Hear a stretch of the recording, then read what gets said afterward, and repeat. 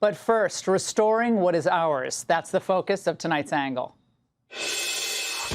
The family shared with us photos of Hannity Tonight. She was just 3 years old, shot in the head, according to her family. It was a stray bullet fired from somebody down the street while Hannity was in her father's car. Mike Gill has died after being shot during a deadly carjacking spree in the district. Gill was a member of former President Donald Trump's administration. Police say the suspect later went on to shoot and kill another man that night before being shot by police in Lanham. 19-year-old former Doge official was violently beaten during what police say was an attempted unarmed carjacking in Northwest. Fights broke out. Someone fired gunshots. This is supposed to be one of the nicer areas in the district. Yeah, that's funny how that happens. Well, those are just a few examples of the types of crimes that we've been seeing here in the nation's capital recently. And no, after the fact juvenile curfew zones that police have intermittently established, they're not the answer. We need real consequences for real criminals to send a real message. Now, you're going to hear from Democrats that crime is down, but here's the kicker. D.C. officials have apparently been manipulating the numbers, ever heard of that, to make it look like the situation is really improving. NBC4 in Washington reported that a high-ranking D.C. police commander, Michael Pulliam, was placed on administrative leave after being accused of helping fudge the department's crime stats. Now, according to the police union, officials inside the MPD deliberately altered the data to make it appear that crime had gone down when the truth was anything but. Now, our capital city, and I've lived in D.C., I lived in D.C. for about 30 years. This should be a showplace. It should be a shining example of beauty and law and order. But instead, it has become a showcase for violence, chaos, and homelessness. We have youth gangs roaming in mobs. We have armed robbers barely old enough to drive. Brutal beatings in broad daylight, and while families live in fear, the city's so-called leaders apply Band-Aids. Now, after years of rising crime, police handcuffed by political activists and public safety, sacrificed on the altar of so-called reform. The president, he's finally said enough is enough. Our capital city has been overtaken by violent gangs and bloodthirsty criminals, roving mobs of wild youth, drugged-out maniacs and homeless people, and we're not going to let it happen anymore. This is Liberation Day in D.C., and we're going to take our capital back. We're taking it back. Under the authorities vested in me as the President of the United States, I'm officially invoking Section 740 of the District of Columbia Home Rule Act. You know what that is? And placing the D.C. Metropolitan Police Department under direct federal control. Well, it isn't a power grab, which is what some people are saying. It's the law. Congress wrote it. Courts have upheld it. And in a city that is constitutionally under federal jurisdiction, the president has the full authority to call up the National Guard and take control of the D.C. police force to what? To suppress domestic violence, unlawful combination, or insurrection. Now, D.C. Mayor Muriel Bowser should welcome the federal help, but she tried to play it both sides today. The fact that we have more law enforcement and presence in neighborhoods, that could not, that may be positive if people are, if it's a positive action.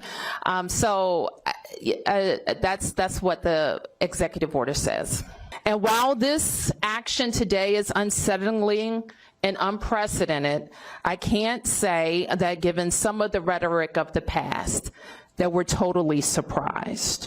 Okay, she knows that that's silly. She should just save everyone time and become a Republican. Now, the sad truth is, although certain crimes have declined from near all-time highs, that's meaningless when the overall violent crime rate in D.C. is worse than some of the most dangerous cities in the world. And here in the United States, according to the most recent data, D.C. ranks #1 in the country for homicides. Now, things really began to spiral, as we might remember, post-George Floyd in the summer of love.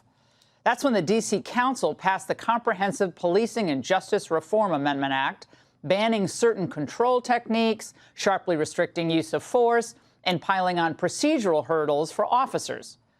Police at the time warned that that was going to make it difficult for police and nearly impossible in certain circumstances.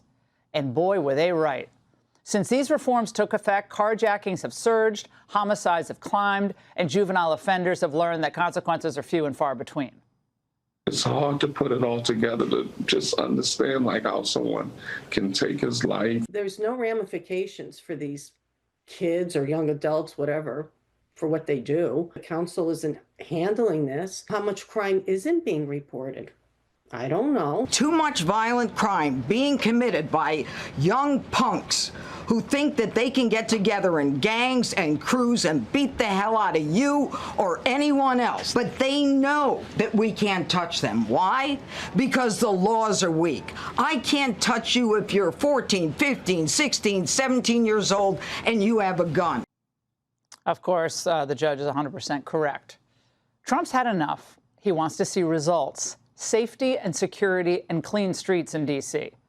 But progressive leaders, liberal policies, they're to blame here, which is why left-wing pundits and activists rush in to condemn these efforts.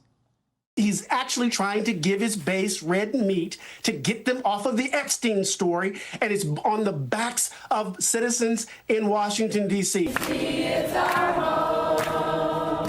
You can have it, Trump. Well, no, he's not. He's not taking it. Trump is restoring it, saving it. And those folks most affected by high crime, they're going to go start feeling, again, safe. At your direction this morning, we've mobilized the D.C. National Guard. It'll be operationalized by the Secretary of the Army, Dan Driscoll, through the D.C. Guard. You will see them flowing into the streets of Washington in the coming week. At your direction as well, sir, there are other units we are prepared to bring in. Other National Guard units, other specialized units. They will be strong, they will be tough, and they will stand with their law enforcement partners. Yeah, National Guard troops, federal marshals, D.C. police. Ultimately, we hope they'll all be working together in the coming days and weeks and months if necessary. They'll dismantle homeless encampments, shut down open-air drug markets, and finally bring consequences to the criminals who've been laughing at the law. Now, in the end, this really is not about Republicans versus Democrats. It shouldn't be. It's about restoring dignity to our capital city, so parents can let their kids play outside without fear, so tourists right near us can walk the National Mall without watching their backs, and so our monuments are places of pride, not crime scenes. This capital belongs to all Americans, and starting now, we're taking it back, and that's the angle.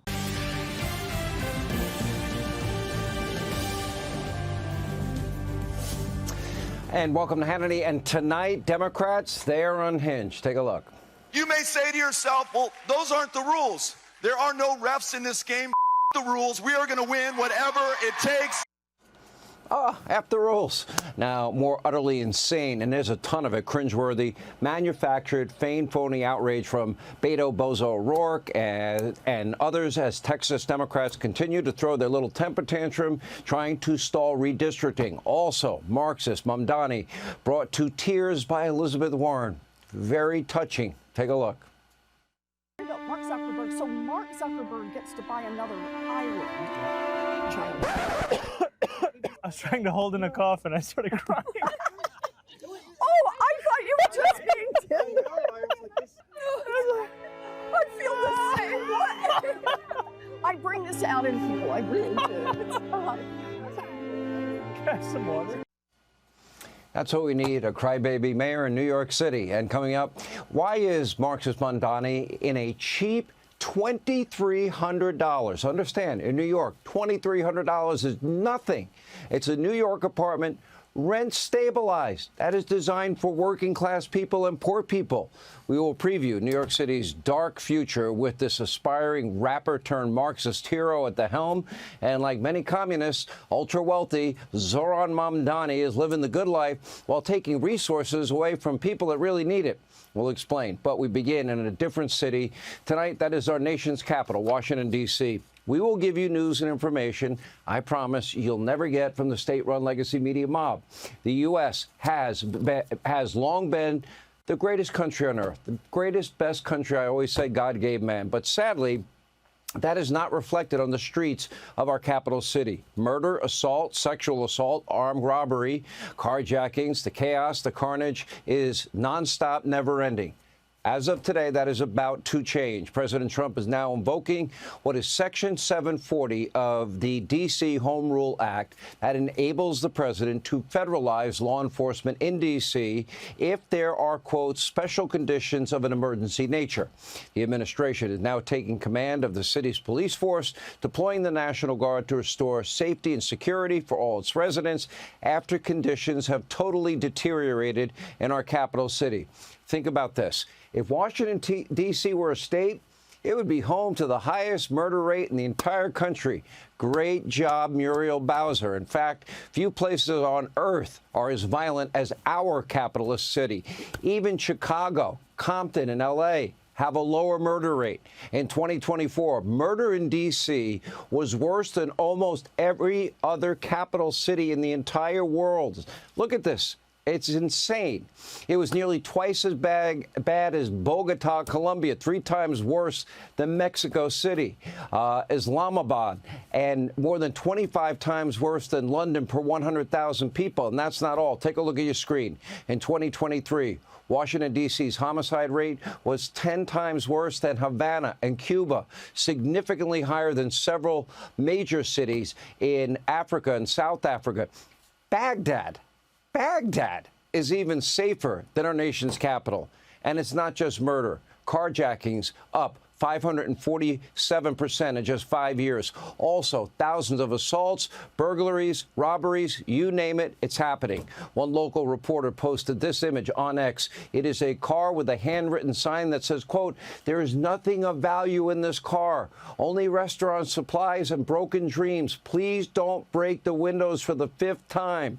All told, in 2024, there were nearly 30,000 crimes committed that we know about. And many of the most heinous offenses are committed by teens under 18. Take a look. I see too much violent crime being committed by young punks who think that they can get together in gangs and crews and beat the hell out of you or anyone else. They don't care where they are. They can be in DuPont Circle, but they know that we can't touch them. Why? Because the laws are weak. I can't touch you if you're 14, 15, 16, 17 years old and you have a gun. I convict someone of shooting another person with an illegal gun on a public bus in the chest. Intent to kill? I convict him. And you know what the judge gives him? Probation. Says you should go to college. The president is going to do everything we need to do to make sure that these emboldened criminals understand we see you, we're watching you, and we're going to change the law to catch you. All right, the U.S. Attorney for D.C., Judge Jeanine Pirro, will be with us in a moment. Now, clearly, there is a major crisis in our nation's capital. Even our friend, Democrat Harold Ford, is praising President Trump for taking action, but instead of working with the administration to restore law and order, safety, security, most of the Democrats, they are seething with rage. What, they don't care about the innocent victims? Again, not once did they care about the people that were murdered and raped and victims of violent crime because of Joe Biden, Kamala Harris, Mayorkas's wide open borders, unvetted illegals in our country. But according to D.C. Mayor Muriel Bowser, Trump's commitment to reducing crime is, you guessed it, a threat to democracy. Only thing missing is a Hitler comparison. Take a look. My message to residents is this. We know that access to our democracy is tenuous. That is why you have heard me and many Washingtonians before me advocate for full statehood for the District of Columbia. And while this action today is unsettling and unprecedented, I can't say that given some of the rhetoric of the past, that we're totally surprised. Meanwhile, on the city streets, Washington's far-left residents protested Trump's crime crackdown the only way they know how. They were singing songs. It was beautiful for the moment. Take a look. D.C. is our home. You can have it from. D.C. is our home. You can have it from. It's our home, so it's our home. So get on out.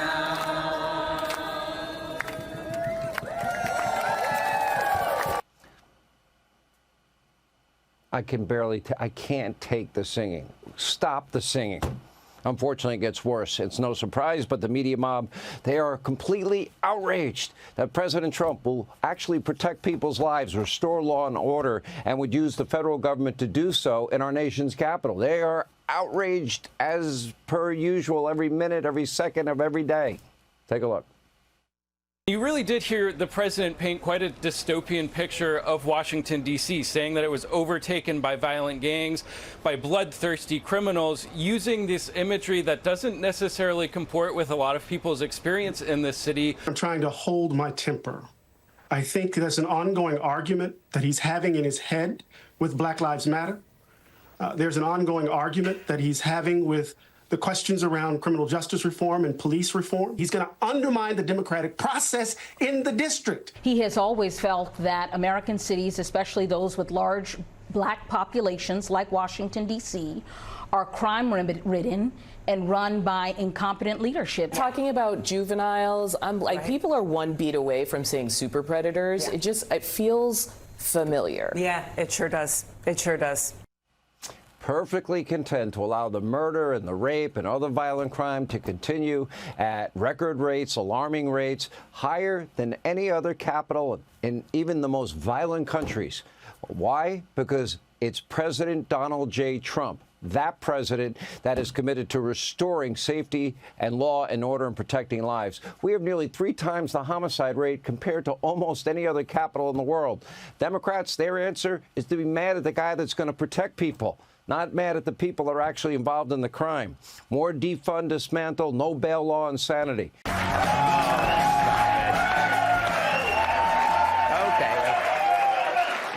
Are you clapping for me, or is it because it's the birthday of my body double, Chris Hemsworth? Happy Monday, everyone. Bernie Sanders claimed that Kamala Harris was heavily influenced by wealthy people.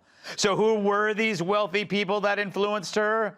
Well, there was Captain Morgan, Sam Adams, Paul Masson, Robert Mondavi, and, of course, Bloody Mary.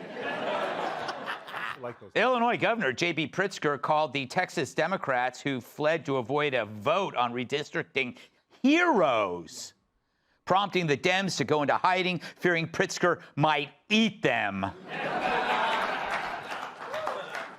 Little play on words there. According to a new study, aging skin is rejuvenated by young blood and bone marrow, which explains why the interns of a certain congresswoman keep going missing. Look at that face, huh? President Trump said the homeless population in D.C. must move out immediately. He promised to be careful, though, because some people only look homeless. Podcaster Jennifer Welch suggested Trump voters should be banned from Mexican, Chinese, and Indian restaurants, as well as gay hairdressers and NBA games. Meanwhile, everybody agrees her face should be banned from places with good lighting. 2 blind passengers were left behind on a Southwest flight. Well, whose fault is that?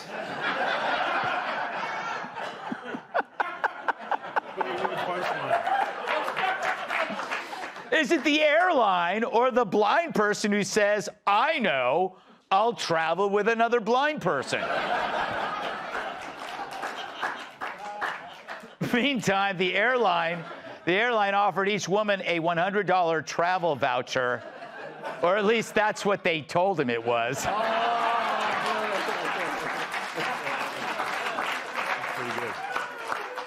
Finally, Kathy Griffin confirmed that she underwent a 3rd facelift.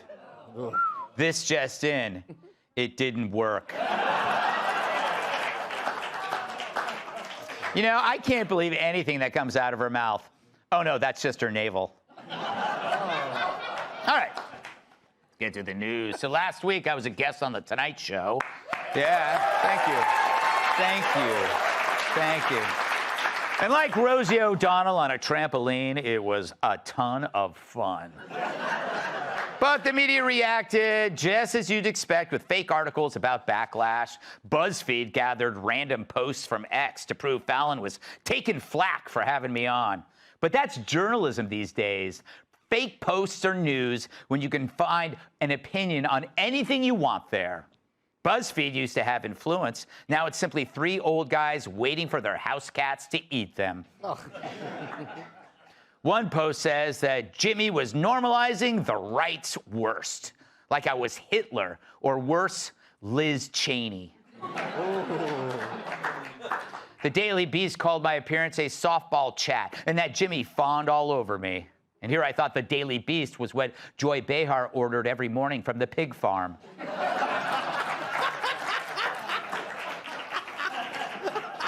New York Mag's Vulture accused Jimmy of kissing the conservative ring.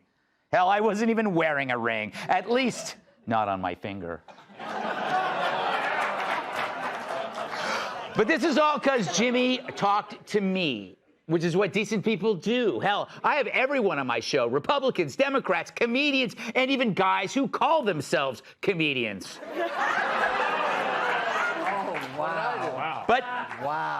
But late night shows fawn over hundreds of liberal guests. Yet having one right-leaning guest on sends them into a frenzy. But are people really turning on Fallon for having me on the show?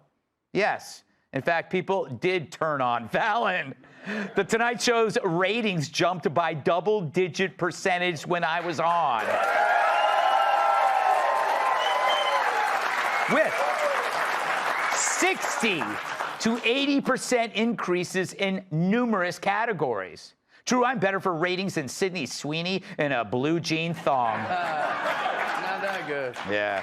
Tonight Show had the highest number since November 2024, which had the NFL as a lead-in. Maybe Kimmel and Colbert should get a lead-in from the WNBA. Yeah. So after you see the dildos on the court, you'll see them sitting behind the desk. Ooh. Yes. But it's got to hurt the haters. Instead of being outraged, though, maybe they should learn something. You don't have to villainize someone because they might talk to someone you don't like. I mean, maybe that's why people don't want to be around Democrats. It's why comedians and podcasts on the right do so well, yet these dirtbags can only talk to themselves. See, this isn't really about Fallon. It's about the media entertainment complex and its realization that it no longer matters. They're like those kids in high school who are no longer at the cool table. They just assumed they would always be the in crowd, so they bullied and bullied until the crowd left them behind.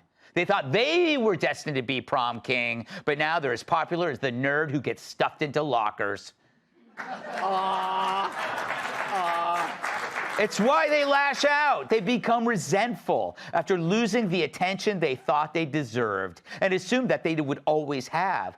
You know, they're like a hot chick who got old and no longer gets the love she once did. But enough about Selena Gomez. Yeah. And just like all bullies, they blame everybody but themselves. But the fact is, their world has flipped. They still believe that the progressive woke perspective is the default one, and that I'm the anomaly.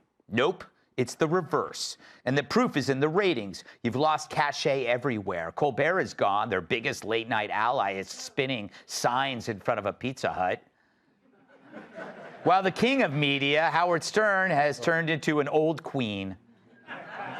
Once lauded, today's Dems are the butt of jokes. The only time they're on TV these days is for comedic value. Liz Warren, Jasmine Crockett, Eric Swalwell, they give this show more than enough material. I should send them fruit baskets. But the last thing these gas bags need is more fiber in their diet. Let's welcome tonight's guest. He looks like the valet who tells you that the dent was already there. Comedian Jeff Dye.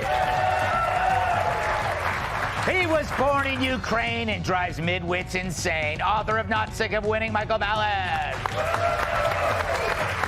Her baby only cries when he's hungry, sleepy, or watching Fox and Friends. New York Times bestselling author and Fox News contributor, Kat Duke. And And his idea of a protein shake is throwing a cow into a wood chipper. New York Times bestselling author, comedian, and former NWA world champion.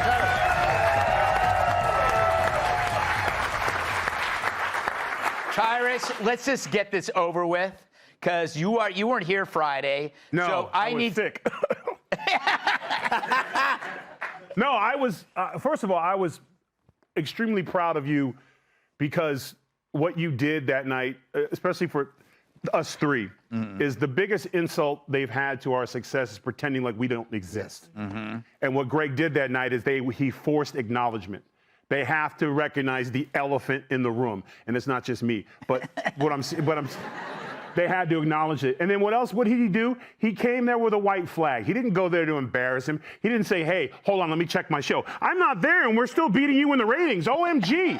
Yeah. He didn't do any of that. He told a fun story. He did a classic, awesome Johnny Carson Tonight Show moment. He told a funny life story between the two of them. He plugged his show, and he left. There was nothing wrong with it, and it showed that people can come together from different sides because that conversation happens more in this country than the other one. Well, I don't like you, man bun. I hate the fact you drive a truck. That stuff doesn't happen. Yeah. That's what happened. But for me, the part, and I watched it from my hotel room, sick, and I had one of the biggest laughs that I have had in a long time. For no other reason is because no one else ever notices but me, but Greg has a move when he gets locked in and excited. Do we have the clip? Okay, play the clip. Watch Greg's feet.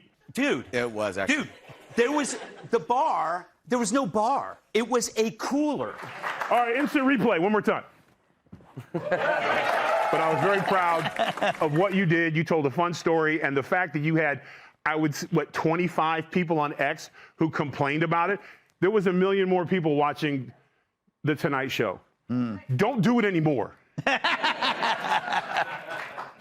What do you say, Jeff? You're a comedian. Are you surprised that like the remaining media had to make this into some kind of negative thing? I didn't know that it was even backlash about it, but I thought it was fantastic. Like, one, you were great on there. He was great and charming. Fun. Seriously, you did great. But also, it's like, that's what we should be doing. Yes. Like, we should be having people having these conversations, because everyone always thinks they're in the middle. Everyone believes they're the middle. My most extreme right friends, my most extreme left friends are like, I'm actually pretty reasonable. We believe we're here, so why aren't we having the conversations to prove that we're here? And that's what had to happen, is like, you're a human being, despite what people tweet about you. Yeah. And so is Jimmy Fallon. Jimmy Fallon's a good guy. I bet if you were at Jimmy Kimmel's house, you'd like him. We need to start having those conversations and being like, we're people in the same country, and we should be talking about these things. If I was in Jimmy Kimmel's house, I would poop in the living room. No, I'm kidding. I'm kidding. Well, that's a disorder that I have. It's not because of him. I just feel like we're villainizing both, and there's a lot to be worked out that we could do, and you did it great on The Tonight Show. It's true. Thank you so much. You know, Michael, do you think that I should have talked about politics? Do you think we should have talked about politics at all? Oh, no, not at all. I think you played it very smartly, because the whole idea is people who are right of center are basically subhuman and should never be discussed. So when you show up and it's a normal munchkin, it's like, okay, how am I going to be threatened by this person? And I'll point something else out. This was a small window. In '92, it was a big deal that Bill Clinton went on Arsenio Hall. And then for a few decades, people from both parties would be on all the shows, and no one thought anything of it. Then in 2015, HuffPo tried to put Trump in the entertainment section because they said, we're not going to validate this guy. Well, you know what? We don't need your validation. He became president. Yeah. So their attempts to build these moats about what you can watch and what you can't, like on The View, the person furthest to the right still hates Trump. It's this complete synthetic reality that's very hard to maintain when people have an internet. So they're scared because for them, you're basically an infection. Yes. Like they're trying to sterilize their space, and now you're in there and they don't know where to go. I love that calling me an infection is a compliment. And a munchkin. Yeah. And a fact. Yeah. And a diagnosis. Kat, am I an infection? Yeah, I mean, yeah, of course. Sure. At least the bacteria. I'm a virus. What do you think about, you know what sucks is I'm a hypocrite with these stories.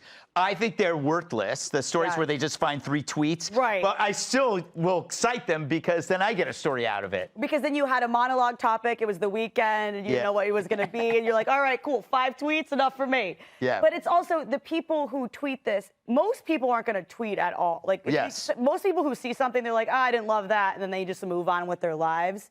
The people who actually went so far as to be like, that's it, Jim, I'm never watching again. This show is too important to you. You absolutely are watching again. It is obviously not working, right? It's not working to not engage with people who are not, like you said, even being like, oh, I'm a conservative, but I still hate Trump. Somebody who actually supports Trump, which is a lot of Americans, and not having these people talk to you doesn't mean that these people don't exist. There's a lot more people outside of the bubble. So I thought the fact that you didn't talk about politics at all, too, like I said on Friday, when apparently now you need me to tell you that you did a good job for the 3rd time. So good job, Greg. He did such a great job. Greg did such a great job, right? Let him have it. I mean, let him have it. It wasn't spectacular. It wasn't like he was dropping stuff we never heard before. He was just normal in a time when they present the right as abnormal. He was just a regular guy. Just a guy hanging out, and I'm sure that they probably expected, because some of these people who had this opinion probably don't know that they've never met a Trump supporter in real life. They absolutely have. Everyone has. But the people who are were like, oh, I better not tell that person. They were in the audience. I mean, they were in the hallways. All the security, you know. Did you get a lot of like, hey, like? Yes. Of course. Of course. From a Jonas brother, and I won't say which one. We pinky swore in the hotel hot tub. I will say, no, Joe's like that. Joe's like that. It's not Joe. I do think, I'll say this again, I think it was a very positive thing for the culture. Yes, very positive. Culture, infection. Positive. Yeah. I feel like I'm in one of those late night medical commercials. Okay, up next, Jimmy Kimmel's BS. Hey, Sean Hannity here. Hey, click here to subscribe to Fox News YouTube page and catch our hottest interviews and most compelling analysis. You will not get it anywhere else.